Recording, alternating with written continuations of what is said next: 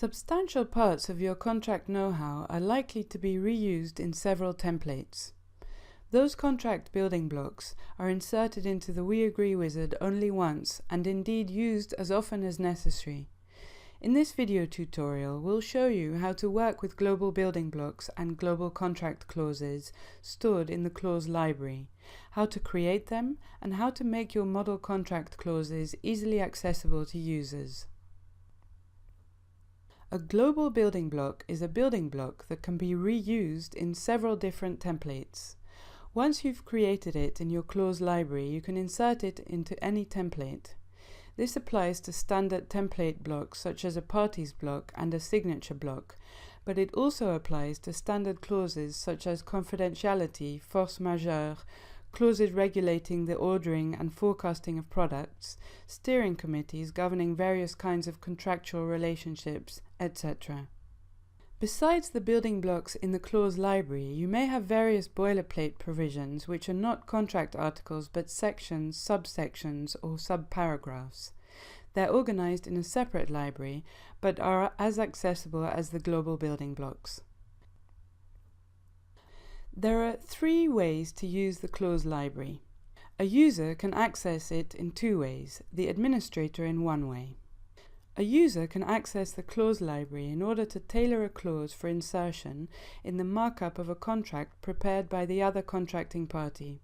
For example, a seller will most likely use the limitation of liability clause from their own clause library instead of the text in the contract received from the buyer. A user may also need to tailor a contract during the Q&A by inserting a template unrelated clause from the clause library into that contract for the purpose of that contract only. And if the global building block was inadvertently inserted, it can be easily removed. The third capacity of the clause library is as a contract know-how management instrument. The clause library allows contract clauses to be inserted only once into the Weagree Wizard and then to be reused as much as desired across all templates.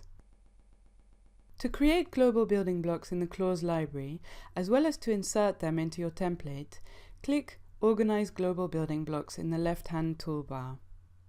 To create a global building block, enter the name of the global building block, assign it both to a user group and to an owner, the person who's responsible for any future changes, and indicate the language of the contract clause. Optionally, allocate it to a category and give it a keyword. If you wish, add an explanatory note which will appear in the info icon in the table below and in the clause library. If desired, attach a PDF or a PowerPoint or Word document which might contain the contract clause or any information for later modifications or for users. To save all these details, click Save Changes. Now to insert the text of the clause or clauses into the global building block, click Edit Building Block. Add the clauses just as you would in a template and click Go Back to Previous Template. The top element will become the article header. If positioned on the building block, click Insert a Contract Clause. If positioned on a contract clause, either click Insert Contract Clause level below or Insert Contract Clause same level. To delete a global building block, select a block from the list below and click Delete Building Block. To insert a global building block in a template that you're building, click on a building block from the list below, click Insert in Template and click Save. Creating a global contract clause follows the same pattern as global building blocks. If necessary, you can also insert subclauses and Q&A elements. The difference between global contract clauses and the clause library is that global building blocks are inserted as a building block in the template structure, and global contract clauses are inserted in a template as a section or subparagraph within an article. Because of this fundamental difference, the global contract clauses are organized in a separate library. Note that whether you use a building block or a subordinated contract clause to structure the framework on the left-hand side, such indentation doesn't necessarily affect the formatting of generated contracts. The formatting of paragraphs, articles, sections, and headers is entirely determined by the word style formatting drop-down item that is selected on the right-hand side. You might use this. Note that you can insert a global contract clause into a global building block.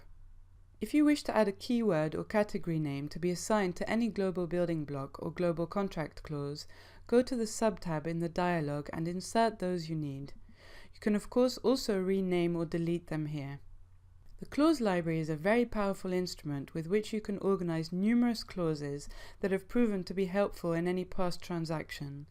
Updating your model contracts requires only one clause to be changed, and not the dozens of documents in which it is used. The advanced search functionality makes your contract know-how accessible for future generations of legal counsel. Thank you for watching this tutorial on organizing your clause library.